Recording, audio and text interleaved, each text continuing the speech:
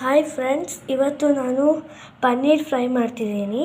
ಅದಕ್ಕೆ ನೀವು 2 spoon curd ಹಾಕ್ಕೋಬೇಕಾಗತ್ತೆ.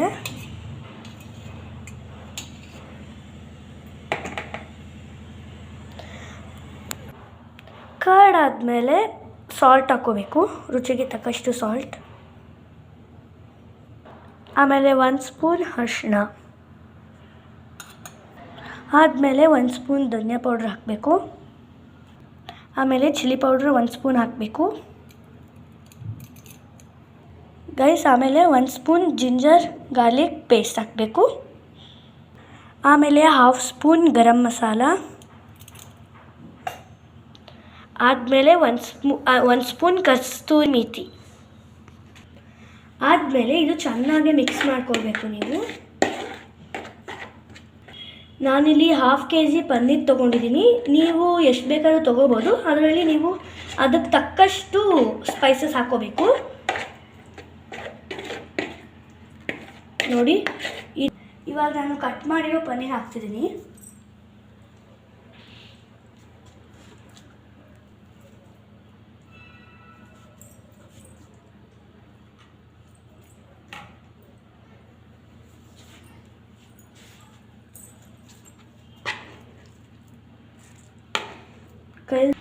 So ಈಗ ನಾನು ಈ ಥರ ಮ್ಯಾರಿನೇಟ್ ಮಾಡ್ಕೊಂಡು ಇಟ್ಕೊಂಡಿದ್ದೀನಿ ಗೈಸ್. ಈ ಥರ ಮಿಕ್ಸ್ ಮಾಡಿ ಇಟ್ಕೊಳ್ಬೇಕು ನೀವು.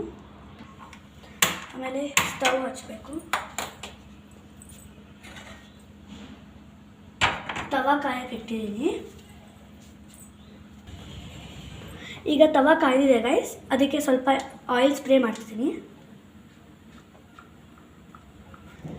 ಸೊ ಇವಾಗ ತವಾ ಕಾಯ್ದಿದೆ ಗೈಸ್, ಇವಾಗ ನಾನು ಹಾಕ್ತಿದ್ದೀನಿ ಒಂದೊಂದೇ.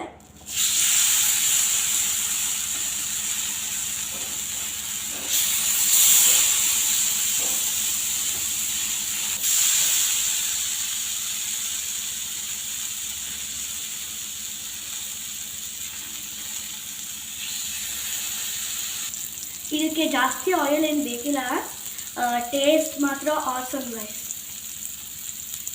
ಇವಾಗ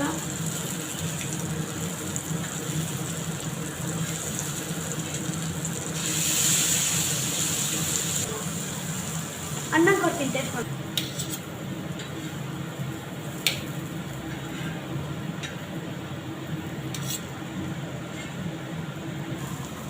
ಗೈಸ್ ನೋಡೋದೆಲ್ಲ ಎಷ್ಟು ಚೆನ್ನಾಗಿ ಬಂದಿದೆ. ಇವಾಗ ನಾನು ಇನ್ನೂ ಒಂದು ರೌಂಡ್ ಹಾಕ್ಕೊಂಡಿದ್ದೀನಿ.